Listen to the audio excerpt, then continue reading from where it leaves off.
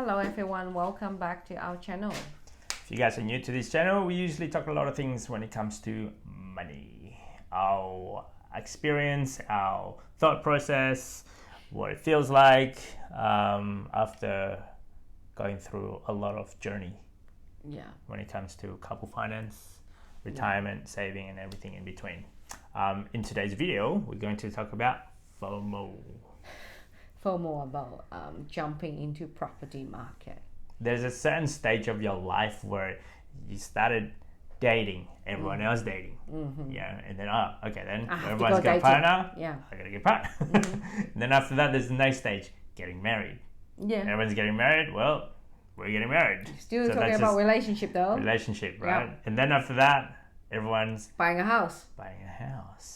Like the investment properties, like the main one. Well, let's talk about the investment because that's what happened to us. For us. So when we were late 20s, late, somewhere around there. Yeah, I think around starting from mid 20s. And you're hearing like a certain people buying, hey, we just bought this and we got invited. And it's older, they were older. Yeah. So how I started was my ex-colleagues, they are much older, like at least 5 or 10 years older, I don't know.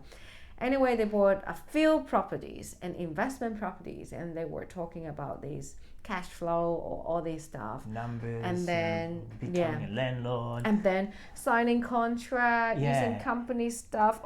Sending contract offer. Wow! And then I learned a bit and get some books and read it myself and sound interested. So I put one of my goal. Before 30, I have to buy an investment property. Yeah. That was my journey at that time. My journey is like, I think after we were dating, like seriously dating, and then we got invited to, I guess, one person's when they just purchased that property for their housewarming in a sense.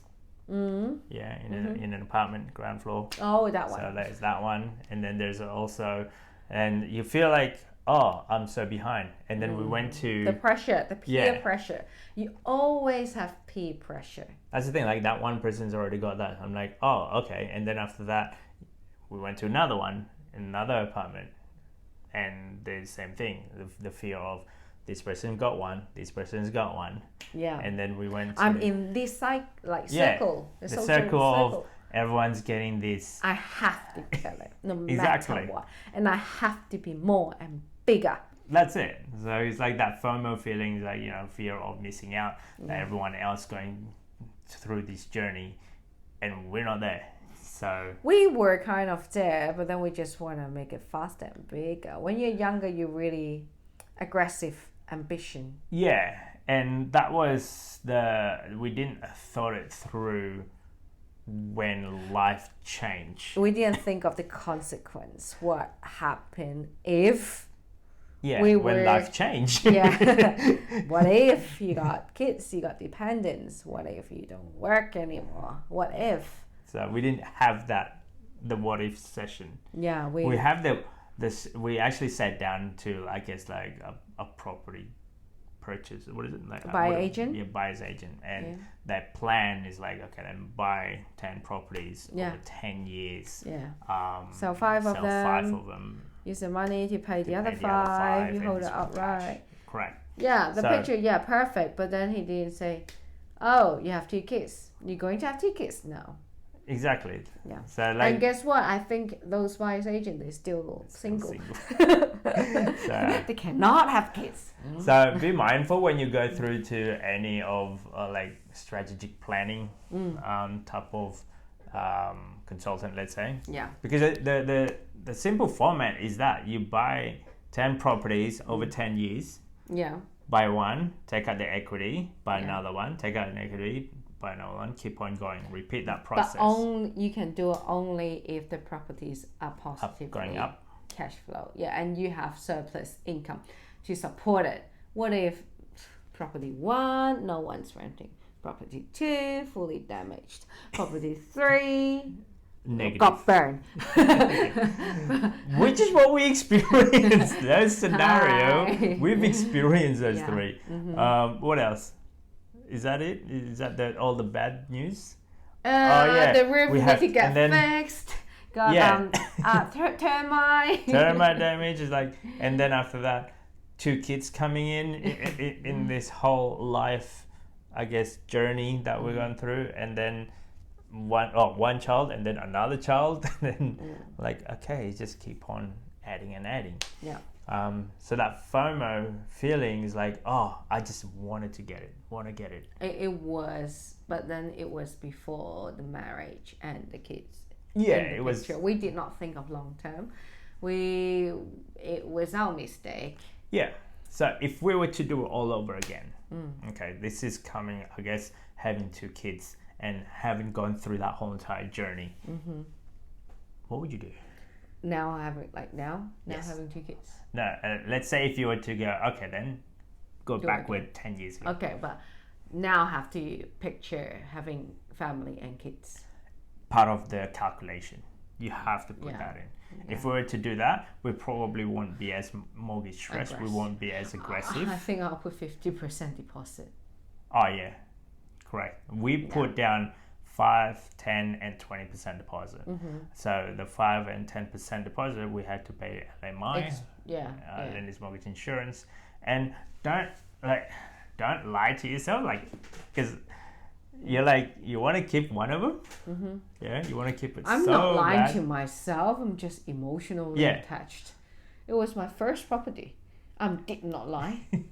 Now you're emotional because you're looking at, this is my very first property. But if you don't structure it correctly, a property can be a nightmare. Yeah, it's so true. Like you can see the other side of the spectrum is like, yes, you own this property. Yes, you're having all this positive cash flow. But yes, you're getting just dragging yourself. Yeah, right. But you ended up. It can be the other way around. It can bury you with the repayment, which what we did, especially with the single income. Yep. It can bury your lifestyle.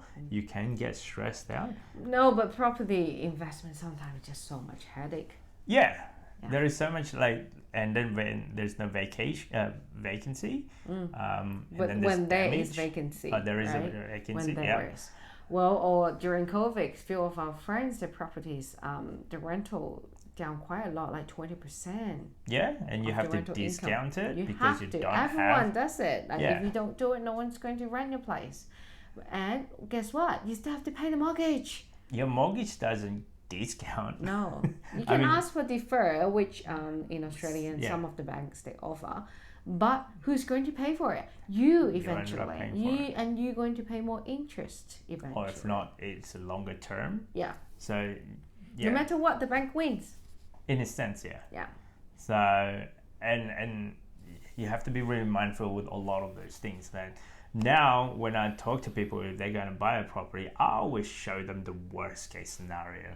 Because yes, you get all these shiny things when it's so beautiful owning a property. Nothing happened. Property manager checked it. The rent goes up.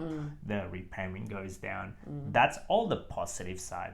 We've experienced the bad side of that of property investing, and it's not fun. It can be a nightmare. Yeah, well, good and bad, right? Yeah. Good is you using less money and you got a higher return if everything works out. If it works out, if it's according to the plan, but nothing. Anyway, if we do it again, at least 50%. 50% deposit. Yeah, and don't leverage too much. No, you're just stressing yourself out. What if there's no one renting it? Correct. And do you have enough cash flow to pay for your mortgage repayment? Now, if I were to do it again, also, I would rather just have 50% deposit, pay that off as quickly as possible, then getting a second one prepaid. Because even one of our properties prepaid now. As in no mortgage. Yeah, but then there are maintenance and still have to fork out the money. Yeah. Yeah, at least now I don't have the worry of making repayment to the bank. At least now I just have to do the maintenance. And the upkeep of it. So that's our 2 cents from our little experience. So it might be really helpful for anyone out there who is thinking of, I'm fear of missing out of, all of my mates going and buy a property. Apparently, it's a good thing on earth. You have to buy a property because so and so bought it, and so and so bought it, and so and so bought it. Hey, sound like you. Everyone like moving to a bigger house, and you want, oh my god. Oh, everyone having a new car. Oh my god. Yeah, I want to do that. I still have that fear, and I realize, no, I don't need a car just yet. This one's still working, and it can get me to point A, point B. We'll see. We'll see. What about the house? Yeah, I want to get a bigger house. FOMO? No FOMO. It's just like we're on top of each other at the moment. You get a place. Anyway, I'll let you know how we go progress on that one. Anyway, hopefully this video helped you guys out in any way possible when it comes to FOMO in property investment. Don't forget to subscribe, comment. See you next time. Bye. Bye.